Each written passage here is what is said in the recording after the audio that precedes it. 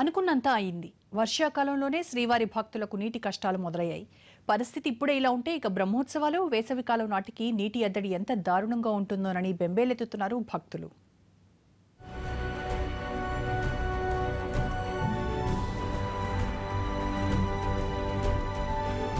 తిరుమలలో ఎన్నడూ లేని విధంగా వర్షాకాలంలోనే నీటి కష్టాలు. 7 కొండలపై ఉన్న జలాశయాలని ఇప్పటికే పూర్తిగా అడుగంటిపోగా తిరుపతి నుంచి తెలుగుగంగ నీటిని తరలిస్తూ నెట్టుకొస్తోంది టీటీడీ. ఓవైపు భక్తుల రద్దీ, మరోవైపు శ్రీవారి పుష్కరిణి హారతి కార్యక్రమం వల్ల ఇవాళ ఉదయం నుంచి వరాహస్వామి అతిథి గృహానికి నీటి సరఫరా నిలిచిపోయింది. అందులోని భక్తులు తీవ్రంగా ఇబ్బంది పడ్డారు.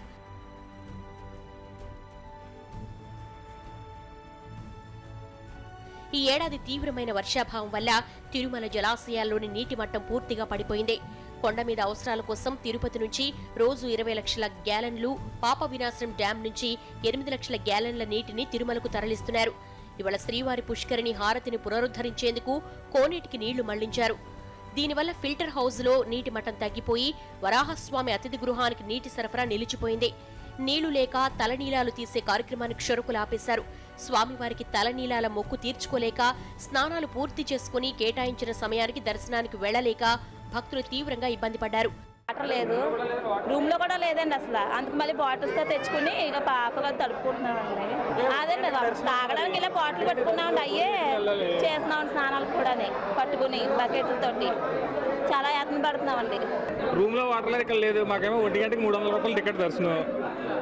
మరి గుండె చేయించుకోకుండా మనం వెళ్ళలేము దర్శనానికి, అది ప్రాబ్లం. అది వరాహస్వామి అతిథి గృహానికి నీళ్లు నిలిచిపోయాయని తెలుసుకున్న అధికారులు హుటాహుటిన ట్యాంకర్ల ద్వారా నీటిని అక్కడికి తరలించారు.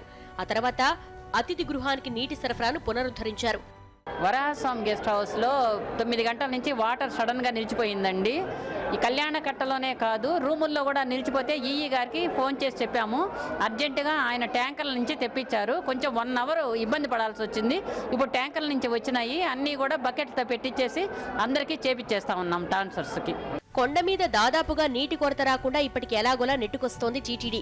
వర్షాలు పడకపోతే వచ్చే బ్రహ్మోత్సవాలు, వేసవికాలం నాటికి తిరుమలలో చుక్క నీరు కూడా ఉండదు. అప్పుడు పరిస్థితి ఇంకెలా ఉంటుందో అని ఇప్పటి నుంచి ఆందోళనలో ఉన్నారు భక్తులు.